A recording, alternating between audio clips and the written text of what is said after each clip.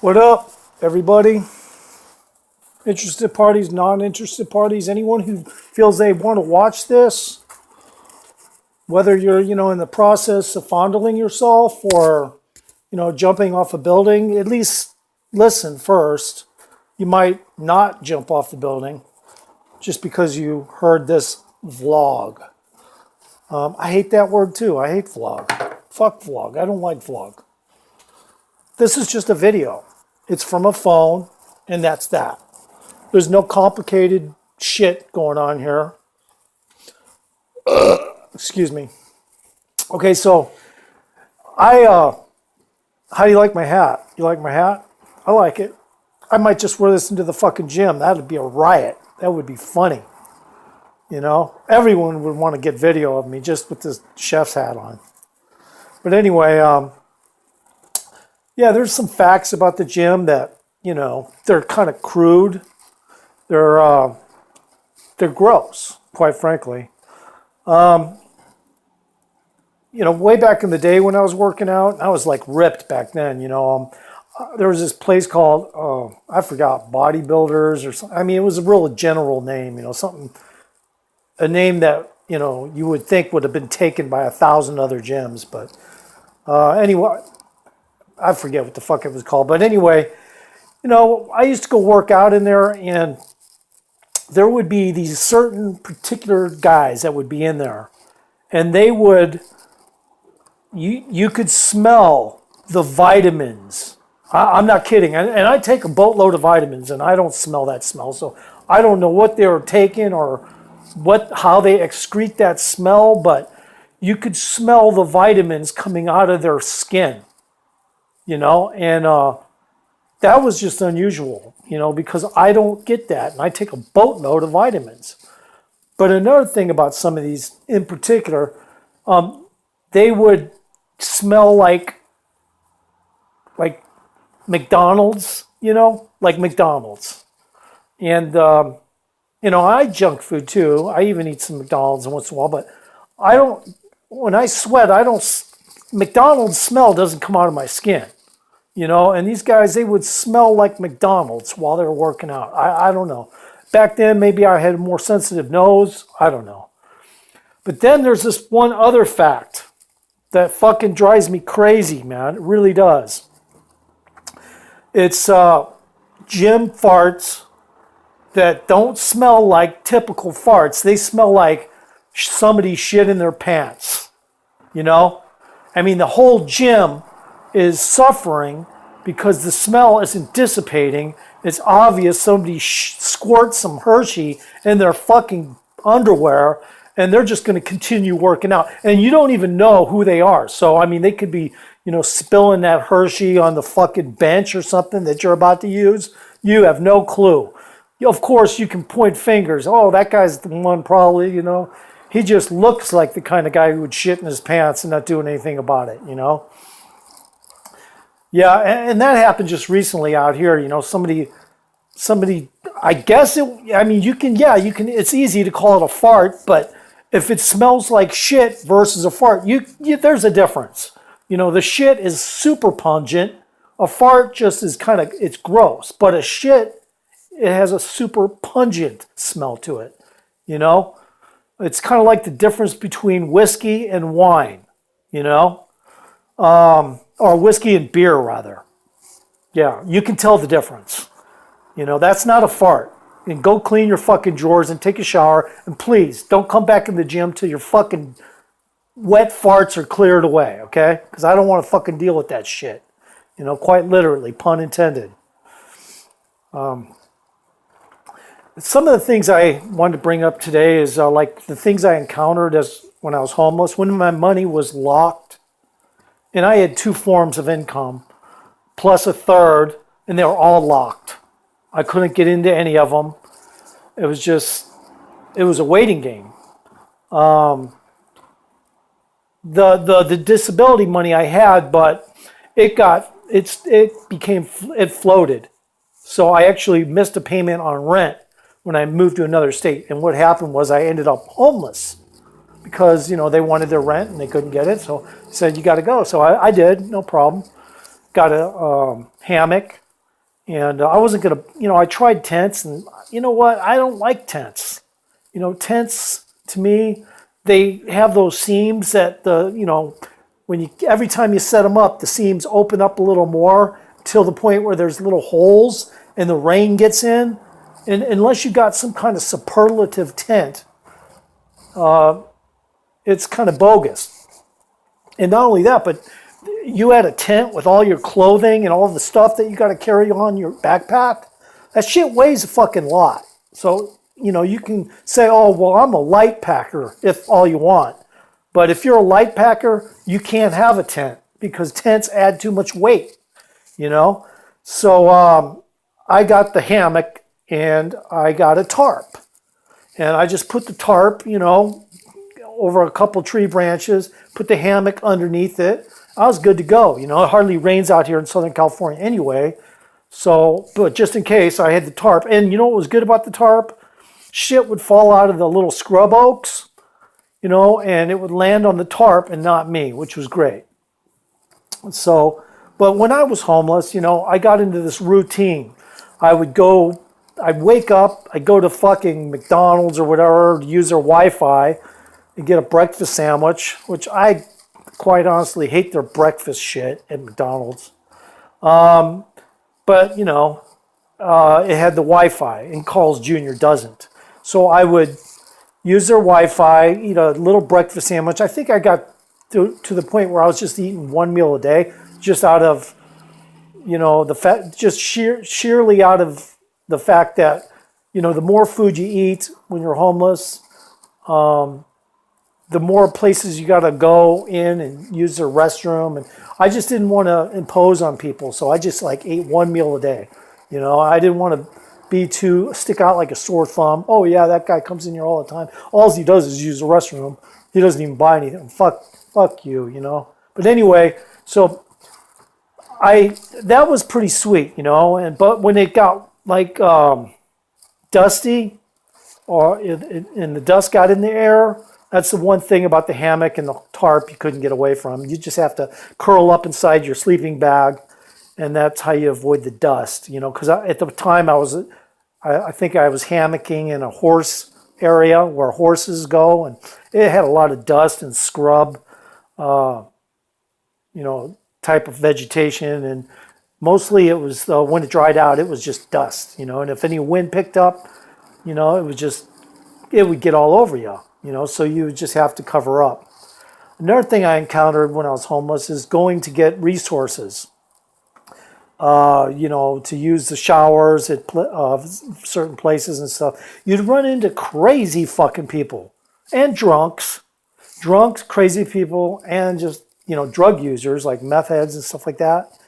And you'd have to learn how to cope with all of them, And I'll be honest, I'm not very good with drunks, my heart goes out to you if you're an alcoholic and you need to recover. Of course, please do that. Please recover because you're irritating. I don't want to listen to you. There's very few drunks that I actually can hold a conversation with and enjoy. And I mean very little, maybe 1% out of 100. Okay. And that got on my nerves a lot. And, I almost got into a few fist fights because of those fucking drunks. And I did with one of the meth heads, but I didn't really fight him. I just kind of threw him on the ground. And some people came and broke it up because it was in the library. But somebody in my family died, and he had tried to rip off a bike of mine previously. And he was a meth head, homeless. And, I just didn't want to call the cops on him. I just said, you fucking idiots, get the fuck out. There's two of them. Get the fuck out of here, You basically just ruined my bike trying to fucking cut the lock and fucking get the tire off and shit, And the tires, by the way, were, I think at least one was flat. And the bike, I don't like bikes. I'll be honest with you. If you're homeless and you got a bike, what do? You got to ride with the backpack on. And what does that do? Puts a lot of pressure on your fucking asshole. You know what I mean? So I was good. I just didn't like somebody trying to steal my property, but I was good with abandoning the bike altogether. I was just like, fuck this bike. I'm better off just walking with my backpack. One time one of these drunks, he he came up to me and he started complaining how the security guard told him he has to move along, you know. And I'm listening to him, you know. One thing I'll do is I'll at least listen to somebody, regardless if they're drunks or not, just to hear what they got to say.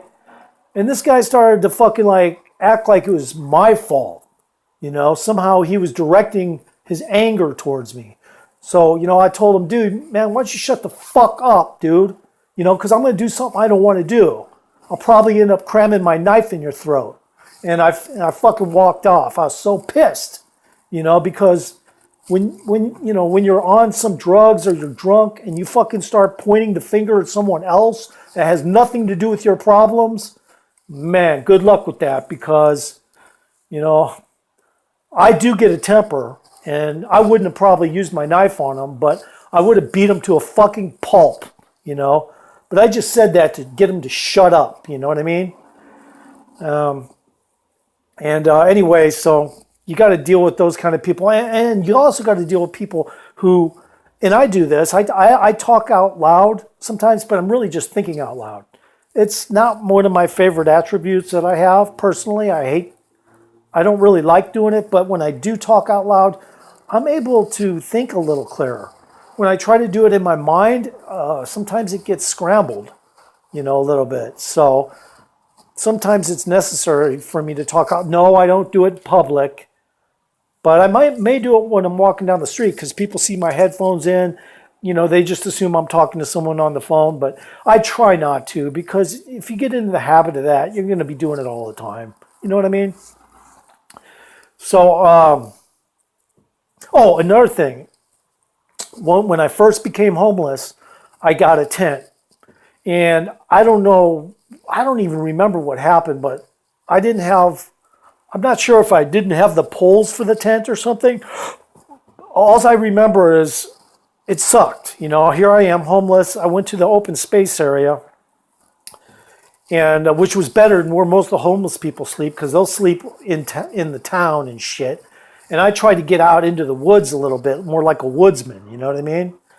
So I felt a lot better that way. And there was a couple of homeless people that did that as well, because it wasn't too far to get to the open space area. And you just, you know, the only problem was the fucking coyotes. I mean, it didn't matter if I was in the horse area or the open space area. Those coyotes, if they have a trail they use, it's, you know, you're probably in the path of it. And the coyotes, yeah, they're known for avoiding contact with humans for the general part, but not as much these days. These days, they know a lot of these homeless people got food on them. So the first thing they want to do is take the chance of sniffing around your camp and see if there's anything they can just a quick, you know, dinner or something they can scrounge from you. As well as tree rats. Fucking tree rats are abundant out here. I think they're referred to slang term as roof rats, because they climb telephone poles, guide wires. They'll fucking climb anything. And when I was in my hammock, before at one point I didn't have my tarp over the hammock, and this roof rat was climbing above, you know. I didn't even have any food, but it must have been in contact with homeless before, because it assumed there would be some food available. So it would climb above me in the tree, and, you know, obviously they shit like every 10 seconds or something. I forget what the term. They do. Rats shit like every, you know, kind of like a fly lands. You know, every time a fly lands on you, it shits. Well, rats, they shit like every 5 feet, you know, or something like that.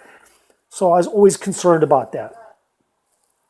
And so anyway, you know, finally I tried to get to that rat and fucking kill it, but it was like impossible. But anyway, going back to when I was first homeless, I fucking had a tent with, I don't remember having poles to put it up. So I just got in it, zipped it up, and I think I left a little for a breathing hole, you know. And that was that, you know. I fucking did that. And I got to go outside because these people are home. Hold on. The door's open, dude. That's not all right. Yeah, shut that. See, not the best place to do a vlog, but oh, what the fuck? I just about tripped over a vine with these pretty flowers come off these vines, but they're a fucking pain in the ass because the vines are like all over the place. So, let's see if I can set this up.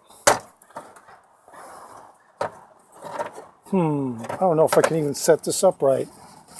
Not that it matters that much. I mean,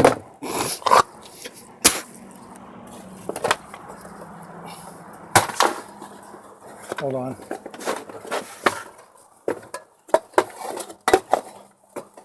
Okay.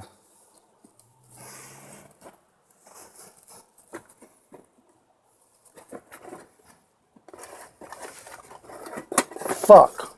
This is gay, man. I don't know why he just doesn't let me do it in there, you know? Okay.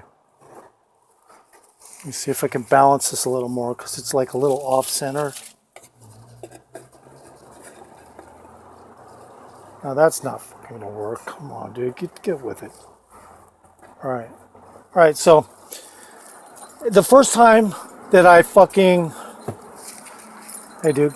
Come on, man. I gotta do my vlog, bro. Come What on. do you mean? You look at this hat you're wearing. Yeah, I know. It looks like a chef. I know. Well, that's what I'm saying. Here, Well, all right. Thank you, chef man. Stuff. All right. My friend just gave me a spatula and a meat prong. And a grong.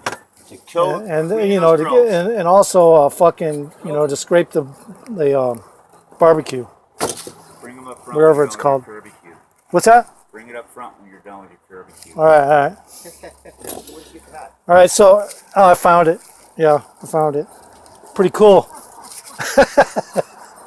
So anyway, when I first became homeless, I fucking slept in a tent without poles, and I just basically was like, just to, you know, keep away from insects off me and shit. And I had a little air to breathe. I think I even had my head popped out a little bit. And what happened was, the next morning, I got woken up. I got woken up by a fucking sound of something moving against the tent material. And I was like, you know, 2 and 2 equal 4 on this. This isn't a rat. This is probably a snake because it was kind of a consistent movement. So, and it wasn't going away real quick. So I popped my head out to fucking see, and it was a fucking rattlesnake. And it was big. I believe it was a mountain rattlesnake, but it was interesting looking because it was kind of like black with yellow on it, and it had a big rattle on the back of it. And I swear to God, it must have been 4 feet long. Anyway, I fucking, you know, I zipped the tent back up and just, you know, I thought, well, if I just act like, you know, nothing's going down, this thing will just move along and shit. But it was coming in my direction. I knew that. That's why I zipped the tent back. I wasn't going to get out because it was a little too close for comfort. So I let it move past me a little bit. I heard it go past the tent material, and I heard it going in the sticks and the rocks. And I thought, okay, I think it's safe enough to peek out. I peeked out, and it was maybe 3 feet away, but going in the opposite direction, what was good. So I got out, and, you know, I fucking grabbed a stick, and I tried to scare it, you know, bang the stick, and it coiled up and faced me. And at that point, you know, I think I fucking just like, fucking got the stick and tapped the snake with it, like, fuck you. And it turned around and boogie checked. But that scared, you know, I'm not too scared of snakes, but that kind of scared me there because that was a big fucking rattlesnake. Man, so that was one of the things that happened when I was homeless. And I was getting into the crazy people, you know, that I was kind of going from drunks, and then I didn't mention the straight up crazy people. I mean, they're not even on meth or anything. They're just crazy. And there's this one guy, man, Rich, he does a lot of sitting. Okay, let's just put it that way. I mean, his whole life revolved. He used to be a security guard at one of the grocery stores. And the word is, that I heard from one of the people that he knew, his mom died. And when that happened, I guess because he was like best friends with his mom, it was like his brain seized up, and he lost his job, and he became homeless, and he does a lot of talking to himself, and he does crazy shit, like he'll rip out passages of the Bible, and then write on them, and then put them back in the Bible, and I mean he'll come in like when there's an area where we go to get like food and shower, and he would sit there and talk about stuff you just don't talk about, in public, and if you do, you're fucking definitely crazy to bring that shit up in public. And he would, and it was so uncomfortable. It was like, man, dude, I used to just tell him, hey, Rich, can you just cool it, please? I mean, nobody needs to hear that stuff, I mean, nobody wants to hear that stuff, and I don't know if you listened to me or not, but I remember just wanting to get the fuck away from him because that's how fucking lost he was. And to this day, he's lost. He has no way to recover his mind after his mom died. And it was all because his mom died. Anyway. So I wanted to bring up some shit that went down when I was in Catholic school in Cannon City, Colorado. Man, that shit was a trip. It's actually pretty good food too. I was kind of surprised the food was pretty good. But when I first went to that school, I guess I was like 15. It was right before I started the band, the Ooze Kicks. And I eventually got out of that Catholic school, like all schools, because I got ADHD. I can't learn, ADHD all the way. My parents just wanted to get rid of me, and they did a good job of that for a while. But yeah, I was a pot smoker, and when I, besides the military schools I went to, this is a Catholic school. I'm feeling like I'll never find pot here. But guess what? In Colorado, in like 1976 or 5, or there was all kinds of shit in Colorado. Drugs like a motherfucker. Stop it, dude. Come on. I'm not fucking kidding. You're live. I don't care. I don't fucking want to be live on your shit. This is my shit. This is my shit. Stop, all right? Stop. It's yours. Dude, stop. It is. It's not recording. Dude, I don't appreciate it, okay? I'm doing my fucking vlog. Excuse me, folks, but my friend's fucking with me, and I'm pissed. I'm pissed. All right. You started. All right. Okay. All right. So anyway, I was in Colorado, and I thought at this Catholic school for sure I wouldn't find anything. I ended up finding out that in Colorado, that was the main place, because of Aspen, Colorado, and all the skiers, where fucking drugs were prevalent. Now, I wasn't trying to get anything like coke or, any other kind of drug, but I definitely needed my THC. So somebody told me, oh yeah, this guy, he has hash, and go ask him. I go, who, that guy? That dude's in college. There's a college there too. And, I was like, I don't know, man. I feel a little uncomfortable going over their dorms, and he says, oh, don't be afraid, man. There's no rule. You can go over there. And I'm pretty sure there was a rule against us going over there, but fuck it, man. When that guy said hash, that lit me up. You know what I mean? I was like, okay, fuck it. I'm fearless at this point. I walked over there, and I walked in there, and I fucking saw the guy in his room eventually. I found out what room he was in, and I walked up to him. I said, hey, man, I'm looking for some hash, Somebody said you got some good hash. He goes, yeah, I do. But are you a narc? I'm like, fuck no, I'm not a narc. I want some fucking hash, though. And anyway, long story short, I got the hash. It was good. It was Lebanese hash. But to smoke that stuff, I mean, I would want to get high while I was in my dorm. And because we had certain times we had to be in the dorm and get ready for bed and shit. I always wanted to get stoned before I went to bed. So I would fucking smoke that shit. And literally, I don't know, I used to use some, I don't even know if I used any smell or anything other than the hash, because the hash was aromatic in its own right. I don't know. It almost had an aromatic thing of its own going on. to where I wasn't even sure if the old guy that was running the dorm would even have a clue that it was hash. So I decided to test fate and see if that was the case. And so I started smoking it. And, I would blow it mostly into a pillow or whatever, and to the point where, as least smoke as possible would get into the air. But nonetheless, hash is hash, and it smells like a motherfucker.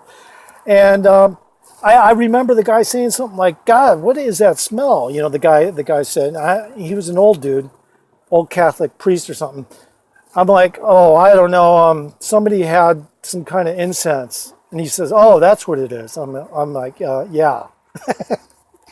He believed me 100%. I couldn't believe it. So that was good to go. I was good to go to smoke that shit all the time. My roommate, he was a little uncomfortable. I said, "Don't worry, man. I convinced the guy it's fucking incense." And he's like, "Okay." That guy was pretty cool too. Another time in that fucking same place, there was a bully. And that bully fucking picked on this little guy that lived in the dorm.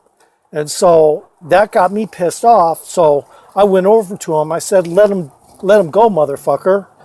And he wouldn't let him go. I said, "Let him go, motherfucker, and try fucking with me, asshole." And he let him go when I said that. And then immediately I went at him, and he didn't have a chance. I put him in a fucking headlock, and I wrapped his fucking head up so it was facing upward to the point where his neck was about to break. So he didn't really have any options. He started trying to swing, and I just kept moving in a circle with that headlock, And I don't even see that kind of headlock used on UFC. I'm not kidding you. I think I might even be the inventor of that particular headlock because I've never seen it used. It's probably because it's dangerous, because it's like you're on the verge of breaking someone's neck. But anyway, that guy was so pissed at me. Eventually, I let him go and said, "Now stay the fuck out of the way and don't bother that kid anymore, motherfucker." And he says, "Oh, I'll get back at you. I'll tell so and such, and he's strong." I'm like, "You couldn't take me. Why would I worry about him, dude? Fuck you." That was pretty funny.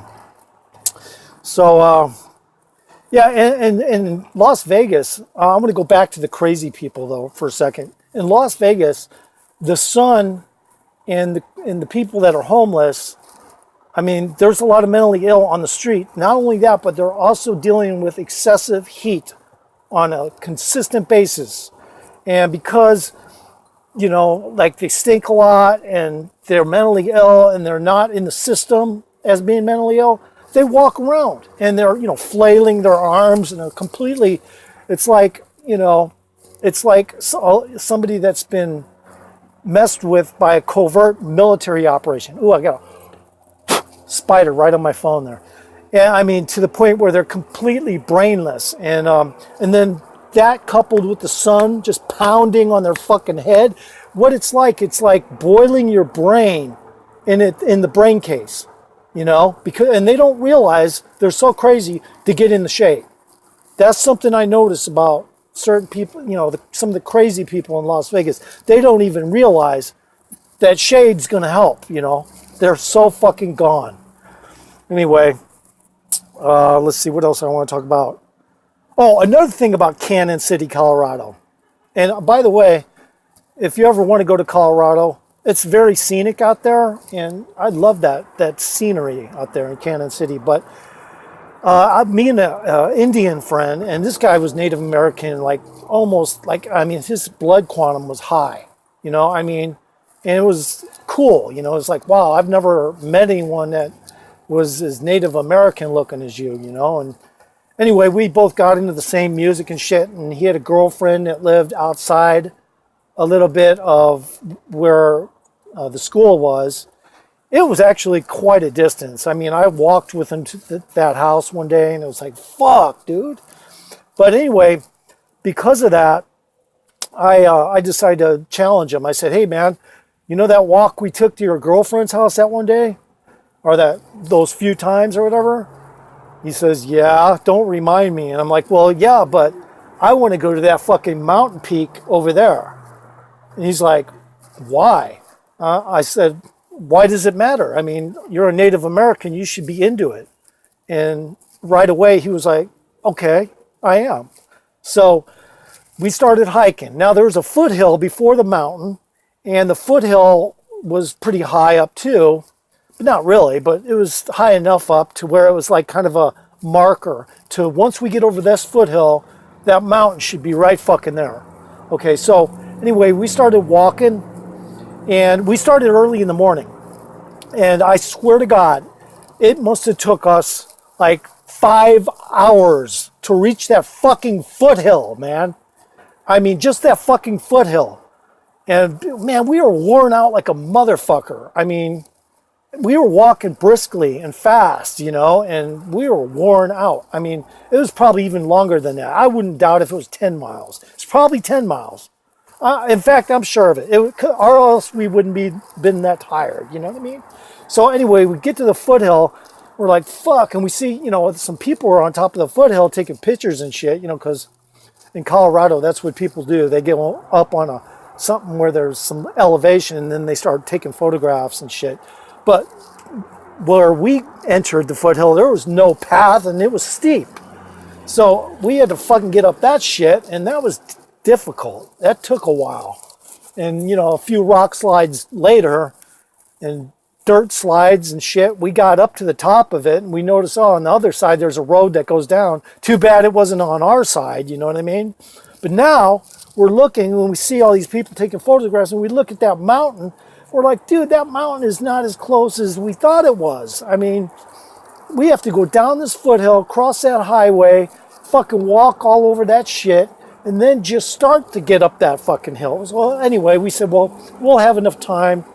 You know, the sun's not going to set for a few hours, so let's just go do it. So we already made the decision, and so we started to do it. And we got to the point where we're starting to go up the mountain, and we got to that point, and we were just starting to make some elevation, you know, and we were doubting whether or not we should even try, because the sun probably would go down, and we didn't have a flashlight. So we were getting ready, you know, we're thinking about, hey, maybe we should turn around. And right about then, there was this loud, fucking like Bigfoot. I swear it didn't sound like a fucking cougar, a bear. It sounded like just a fucking loud, you know, I mean, I guess it could have been a fucking cougar, but I've never heard a cougar make that fucking kind of sound. And so it was deep, and it was pervasive. I can't even imitate the sound it made. And I'm pretty sure a bear doesn't make a sound like that either. You know? I mean, it was a roar, and it was loud. And I remember it was, you could tell it was just behind a bush or something. You know, it was just right where we were. And so immediately we turned around and we vanquished down to the, you know, towards the bottom of the hill as fast as we fucking could run. And we didn't look back, although I did look to my side, and there was a farmer, or I don't know,